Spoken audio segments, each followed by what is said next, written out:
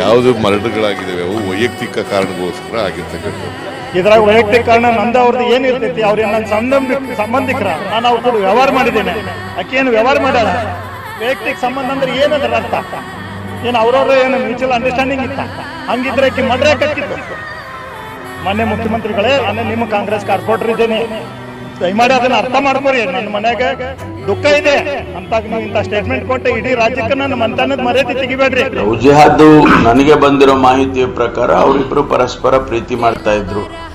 ಅದು ಯಾವಾಗ ಹೆಣ್ಮಗಳು ದೂರ ಹೋಗಕ್ ಶುರು ಮಾಡಿದ್ಲು ಆಗ ಈ ರೀತಿ ಅವನು ಹುಡುಗ ಹೋಗಿ ಸ್ಟ್ಯಾಪ್ ಮಾಡಿರ್ತಕ್ಕಂಥದ್ದು.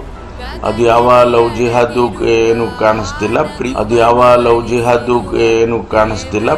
ಈ ರೀತಿ ತಪ್ಪು ಹೇಳಿಕೆಯಿಂದ ನನ್ನ ಮಗಳಿಗೆ ಕಳಕ ತರುವಂತ ಪದ್ಧತಿ ಬರಬಾರ್ದು.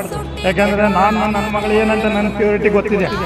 ಇದು ಯಾರೇ ಆಗಲಾರ್ದವರು ಮತ್ತೆ ಈಗ ಇಲೆಕ್ಷನ್ ಸಂದರ್ಭವಿರುವುದರಿಂದ ಒಬ್ಬ ಪಾಲಿಕೆ ಸದಸ್ಯ, ಕಾಂಗ್ರೆಸ್ ಸದಸ್ಯ, ನಾನು ಬೇರೆ ಪಾರ್ಟಿಯವನಲ್ಲ. ನಮ್ಮ ಗೃಹ ಸಚಿವರು ತಪ್ಪು ಮಾಹಿತಿಯಿಂದ ಈ ರೀತಿ ಹೇಳಿಕೆ ಕೊಟ್ಟಿದ್ದಾರೆ. ದಯಮಾಡಿ ಅದನ್ನ ತಿದ್ದುಪಡಿ ಮಾಡಲು ಗೃಹ ಸಚಿವರು.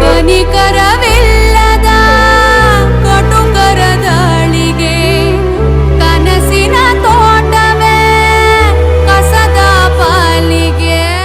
ಆಕಸ್ಮಿಕ ಏನ್ರಿ, ಬ್ಯಾರೆದವ್ರು ಯಾರು ಸಿಕ್ಕಿಲ್ಲ, ಮಾಸ್ಕ್ ಹಾಕೊಂಡು ಎದಕ್ ಬರ್ಬೇಕು? ಅಡ್ಸಿ ಮಗ ಬುರ್ಕ ಹಾಕೊಂಡ್ ಬಂದ್ ನೋಡೋಣ, ಅವ್ರ ಮನ್ಯಾಗಿಂದ ಇತ್ತಲ್ಲ ರವ್ವ ಹಾಕೊಂಡ್ ಹಾಕೊಂಡ್ ನಿಂದ್ರೆ ಮಾಸ್ಕ್ ಎದಕ್ ಹಾಕೊಂಡ್ ಬರ್ತಾವ ನಾವ. ಅಷ್ಟೇ ದಮ್ ಇತ್ತಂದ್ರ ಅವ್ರ ಮನ್ಯಾಗ ಹೋಗ್ತಾನ ಹಾಕಿನ ಮದ್ವೆ ಹಾಕಿನ ಅಂತ ಹೇಳಿ ನೋಡು ನಮ್ಗ.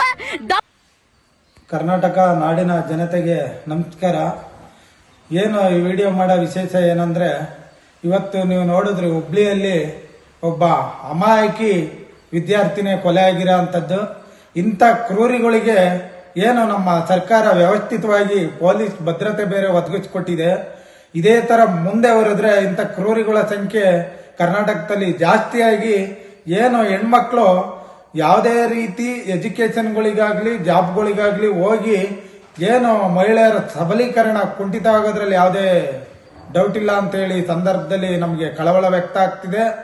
ಈ ಸಂದರ್ಭದಲ್ಲಿ ಏನು ಕರ್ನಾಟಕ ರಾಜ್ಯದ ತುಂಬಾ ಏನು ಮಹಿಳೆಯರಿರ್ಬೋದು, ವಿದ್ಯಾರ್ಥಿನಿರ್ಬೋದು, ಒಂದು ಸಾಂಸ್ಕೃತಿಕ ಯುವಕರಿರ್ಬೋದು ಏನಾಗ್ರಹಿಸಿ ಇಷ್ಟಪಡ್ತಾ ಇದ್ದಾರೆ ಅಂದ್ರೆ, ಮುಂದಿನ ದಿನಗಳಲ್ಲಿ ಇದು ಯಾವುದೇ ಕಾರಣಕ್ಕೂ ಮುಂದುವರೆದ್ರೆ ಉಗ್ರ ಹೋರಾಟ ಕರ್ನಾಟಕ ರಾಜ್ಯಾದ್ಯಂತ ಆಗುತ್ತೆ ಅಂತ ಒಂದು ಎಚ್ಚರಿಕೆ ಕೊಡ್ತಾ, ಏನು ನೇಹಾ ಹಿರೇಮಠ ಅವರಿಗೆ ನ್ಯಾಯ ಸಿಗಬೇಕು, ಕೂಡಲೇ ಆ ಕ್ರೂರಿಯನ್ನ ಬಂಧಿಸಿ ಗಲ್ಲಿಗೇರ್ಸ ಅಂತ ಶಿಕ್ಷೆ ಕೊಟ್ಟರು ತಪ್ಪಾಗ್ಲಾರ್ದು.